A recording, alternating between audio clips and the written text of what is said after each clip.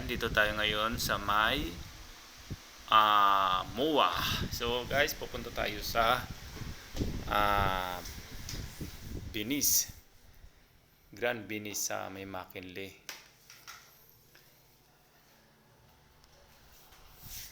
Ayan, bumabaybay na tayo. Nasa harap na tayo ng anong tawag nitong mall na to. Ayan, papalapit na tayo sa Ruas Boulevard guys. So pagka papunta tayo doon, baybayin mo lang yung sa may Globe and then palabas ng EDSA, dire-diretso lang yan. And then pagdating dito sa may Ruas Boulevard, pwede natin iwasan kung sobrang traffic yung papuntang ayan, Ruas Boulevard. Iwasan natin yung papuntang Rotunda pag traffic. Ayan, makikita nyo, kumanan ako sa may Heritage. So guys, yan ay sobrang lagi traffic yan. So pwede natin iwasan yan. Dadan tayo sa may Cuneta Street. Yan, may Cuneta Street po yan. Ayan, yung pagkanan mo dun sa may Heritage, unang kanto kaliwa. So kakaliwa tayo dito sa may Kenny Rogers yan. Tandaan nyo yan, yung may Kenny Rogers yan, pwede tayong kumaliwa dyan. So dandan lang, intersection po yan, kaya yung dandan lang tayo dyan sa area na yan. Pagkaliwa nyo po yan, sa kanan yung Kenny Rogers yan po yung magiging landmark natin. Ayan, makita nyo yung Kenny Rogers dyan sa kanan. So yan lang, kakanan kayo dyan, ay kakaliwa kayo dyan. And then dire-diretso uli yan. Ayan, dire-diretso na yan. Kita nyo, walang traffic yan sa area na yan. Kahit rush hour yan, wala. Pero pagdating sa kabila, pagtawid mo ng Harrison, Liberisa yata, Harrison, ay medyo nagkaka-traffic din konti sa may mga warehouse doon. So tignan natin, pag traffic doon ay babalik tayo sa EDSA. Pero ibig sabihin, nakalamang na tayo sa mga nakapila doon. Ayan, dire-diretso lang yan guys.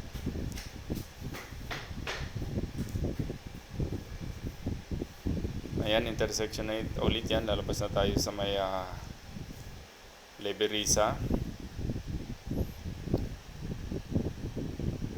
Ayan, intersection. And then tumawid na tayo guys sa may Petron. Yan, katulad dito. Yan, may mga warehouse dyan. Minsan nagkaka-traffic dyan o kaya yung mga jeep masyadong marami dyan. So pwede natin iwasan ulit. Ayan, nakita mo. Yan, dyan na yung dulo. Kasi nagka-build up dyan.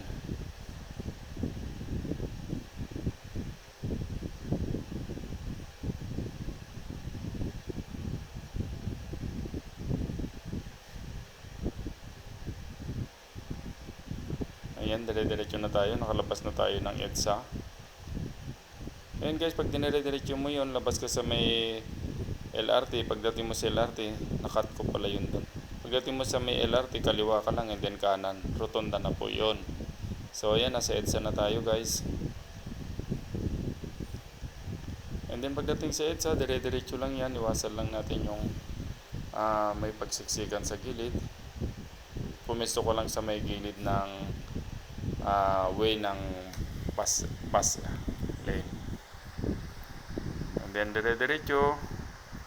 Ayan, pagdating sa Ayala guys, yan, Magallanes muna tayo. Dito tayo akyat kasi sa kabila minsan inuhuli yung mga doon dumadan kasi yung flyover sa kabila ay yung galing sa Magallanes karamihan. So minsan pagka na-tsempuhan, nasisita. Ayan yung katulad nun galing sa kabila. Pero minsan wala naman bantay din dyan. Pero mas maganda na kung dito na tayo dumaan sa pinaka kanan na flyover. And then pagdating dito guys, yung bus lane na yan, hindi naman bawal yan, pwede kang dumaan kasi 2 lanes lang naman yan. Yan, pagbaba natin ng flyover, dire-diretso lang. Ayan, pagdating yan sa may Ayala guys, pwede ka sa kanan, sa ibabaw ng flyover, pwede ka rin sa ilalim. Ayan, katulad ng ginawa ko, mag-iilalim ako and then lalabas ako ng tunnel doon sa kaliwa, yung papuntang Ayala. Kasi doon sa kanan, minsan nandun na yung dulo ng bus na nakapila doon sa ilalim ng MRT station sa may Ayala. Kaya ang ginawa ko, diyan ako dumaan sa may kaliwa. And then papasukin ko yung tunnel and then lalabas din ako. para maiwasan lang natin yung build up ng mga bus dyan sa gilid ng MRT. Makikita nyo mamaya may mga bus dyan. Ayan na, sa ilalim na ako ng tunnel ng Ayala.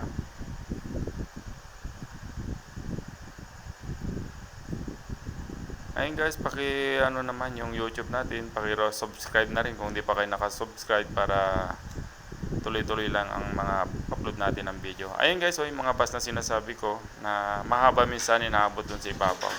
Kaya ang ginawa ko, iniwasan ko yan. And then yan, sa may paanan ng MRT, meron pa kanan dyan, pwede ka nang sumurkat yan. Huwag ka nang dadaan sa may stoplight. Pag kumanan ka dyan, labas ka ulit ng McKinley sa may lagpas konti ng Shell. Hindi ka na makipagsiksikan doon sa may stoplight. Ayan, yan walang traffic lagi yan. Yung area na yan, nakalamang ka na naman. Ayan, tapos kanan ka na. Ayan, McKinley na yan, dire-diretso na uli yan.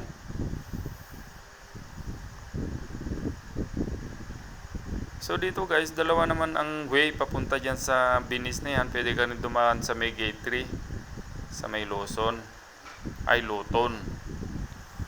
sa may Villamor, pwede kang umakyat doon, and then kaliwa papuntang gate 3, and then dire-diretso yun, ganun din naman. Pero ito yung pinakamabilis kung walang traffic, kasi mas mabilis dito, mas malapit.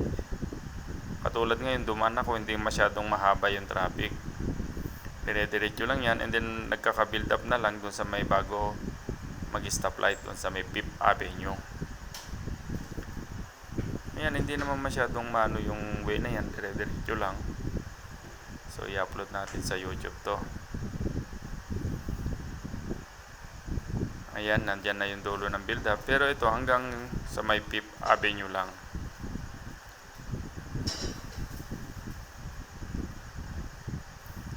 So siyempre pagka nandyan, talagang lahat naman sa Metro Manila may traffic.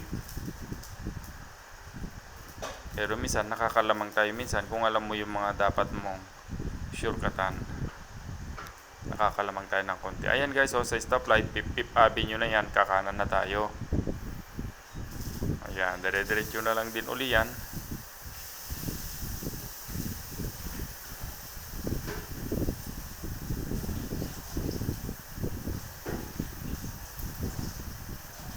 Ano to, 5th Avenue to, dire-diretso.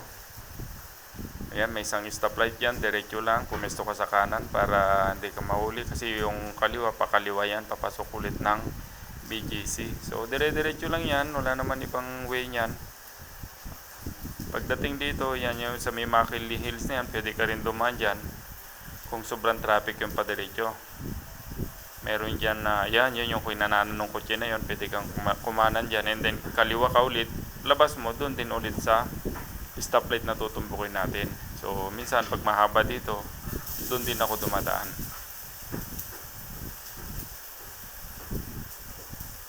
Ayan, malapit-lapit na tayo. So mga followers natin, salamat sa mga panunod nyo sa mga videos natin at pagtitiwala sa mga pagtuturo ko sa inyo.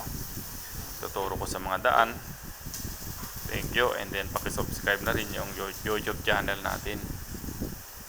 Ayan, kumaliwan ako guys, papunta sa Binis. Yung pagkaliwa mo sa may stoplight na yan, malapit-lapit na yan. So kunting na lang, kembot na lang, nandyan na tayo sa Binis, Grand Binis McKinley. Grand Binis Canal. Ayan, paglagpas ng intersection na yan, ay magdahan-dahan na, and then pumesto ka na sa kanan at nandyan na yung Grand Binis Canal.